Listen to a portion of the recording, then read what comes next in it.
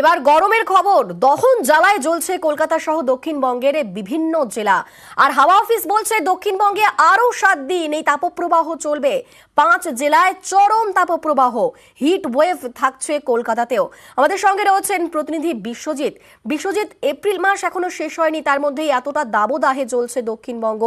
আদৌ কি কোনো স্বস্তির বার্তা আশা করা যাচ্ছে?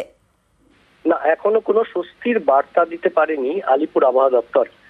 প্রথমত এপ্রিল মাসে কোনো সম্ভাবনাই নেই বৃষ্টির, এবং এপ্রিল মাসের পরেও যে কবে বৃষ্টি আসবে সেই নিয়ে সন্দেহে আবহাওয়া বিজ্ঞানীরা।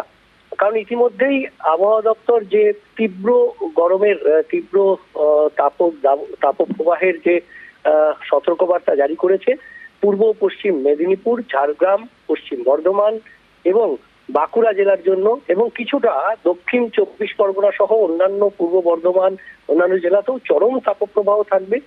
এবং তাপপ্রবাহ অলরেডি থাকবে কলকাতা সহ দক্ষিণবঙ্গের সব জেলাতেই থাকবে, এবং এই চরম সতর্ক বার্তা যেমন থাকবে তেমনি উত্তরবঙ্গেও তাপপ্রবাহ রয়েছে। নিচের দিকের জেলা মালদা ও 2 দিনাজপুর, এবং উপরের দিকের বেশ কিছু জেলা অর্থাৎ কোচবিহার, জলপাইগুড়ি ও আলিপুরদুয়ার, সেখানেও কিন্তু গরম ও অস্বস্তি তাড়া করবে। যদিও আগামীকাল কিঞ্চিত বৃষ্টির সম্ভাবনা রয়েছে দার্জিলিং, কালিম্পং, আলিপুরদুয়ার, কোচবিহার ও জলপাইগুড়ি এই 5 জেলাতে, তবে সেই বৃষ্টি স্বস্তি খুব একটা আনতে পারবে না। আগামী কয়েকদিন দাবদাহে যেমন দক্ষিণবঙ্গ পড়বে, তেমনি উত্তরবঙ্গেরও বেশ কিছু এলাকা, বেশ কিছু জেলা এই দাবদাহের থেকে দাবদাহ চলবে। বেশ, ধন্যবাদ বিশ্বজিৎ। দক্ষিণবঙ্গে আরো 7 দিন তাপপ্রবাহ চলবে, চরম তাপপ্রবাহ চলবে বিভিন্ন জেলায়। আর এই মুহূর্তে দক্ষিণবঙ্গের 3 ঝাড়গ্রাম থেকে আমাদের সঙ্গে রয়েছেন প্রতিনিধি রাজু, বিষ্ণুপুর থেকে রয়েছেন দেবব্রত এবং পুরুলিয়া থেকে রয়েছেন প্রতিনিধি ইন্দ্রজিৎ। আমরা প্রথমেই নজর রাখবো ঝাড়গ্রামের দিকে। আমাদের সঙ্গে রাজু রয়েছেন। রাজু, ঝাড়গ্রামে আজকের সর্বোচ্চ তাপমাত্রা কত?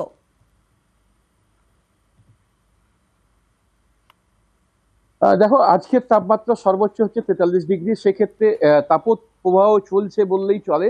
সকাল থেকে চড়া রৌদ্র, এবং সেই রৌদ্রের মধ্যে যে সমস্ত মানুষজন বেরিয়েছেন তাদেরকে তাপপ্রবাহের মধ্যে পড়তে হচ্ছে এবং বিভিন্ন সমস্যার সম্মুখীন হতে হচ্ছে।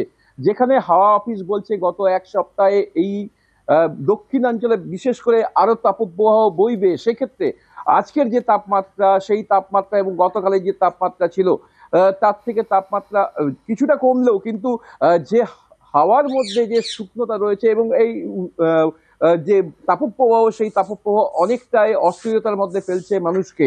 ঠিক তেমনই আবার পশুর, যে সমস্ত পশু বা জঙ্গলে যে জীবজন্তু রয়েছে তাদের মধ্যেও এই তাপপ্রবাহ অনেকটা প্রভাব ফেলছে। এবং বিশেষ করে ঝাড়গ্রামে যে জুলিকাল চিড়িয়াখানা রয়েছে, সেখানে যে সমস্ত পশু পাখি রয়েছে তাদেরকে ঠান্ডা পানীয় জল, ওআরএস এবং ফল, বিভিন্ন রকমের শাকসবজি দেওয়া হচ্ছে। কারণ মূলত এই তাপপ্রবাহ থেকে তাদেরকেও কিছুটা বাঁচাবার জন্য বন দপ্তরের তরফ থেকে বিশেষ ব্যবস্থা দেওয়া হয়েছে।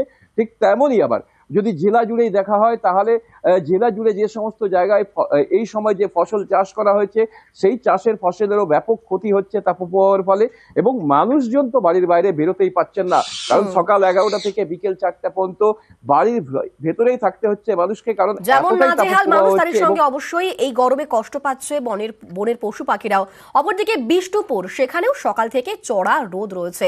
আর এখনকার কি ছবি? আমাদের সঙ্গে রয়েছেন প্রতিনিধি দেবব্রত। দেবব্রত, কি অবস্থা এখন? 10টা বেজে গিয়েছে, তো কি অবস্থা? একেবারেই দেখো, চড়া রোদ, মন্দিরনগরী শহর বিষ্ণুপুর যেন পুড়ছে। কারণ নাজেহাল পরিস্থিতি। গত 24 ঘন্টায় বাঁকুড়া জেলার সর্বোচ্চ তাপমাত্রা 42.2 ডিগ্রি সেলসিয়াস। আবহাওয়া দপ্তর যেমন জানাচ্ছেন যে এর থেকেও তাপমাত্রা বাড়বে, অর্থাৎ বেলা বাড়ার সাথে সাথে এই তাপমাত্রার পরিমাণ কিন্তু বাড়তেই থাকবে। ফলে তুমি বুঝতেই পারছো, ইতিমধ্যেই এই লালমাটির জেলা বাঁকুড়ায় তাপপ্রবাহের সতর্কতা জারি রয়েছে। সতর্কতা করা হচ্ছে, লাল সতর্কতা জারি করা হয়েছে আবহাওয়া দপ্তরের পক্ষ থেকে। স্বাভাবিকভাবেই নাজেহাল হয়ে পড়ছে লালমাটির জেলা বাঁকুড়া সহ মন্দিরনগরী বিষ্ণুপুরের মানুষজন।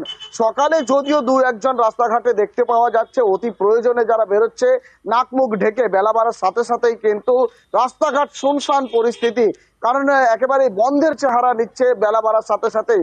দুপুর 12টা 1টায় লোকজন একেবারে দেখতেই পাওয়া যায়নি রাস্তাঘাটে, কারণ চরম তাপপ্রবাহে জ্বলছে মন্দিরনগরী শহর সহ লালমাটির জেলা বাঁকুড়া।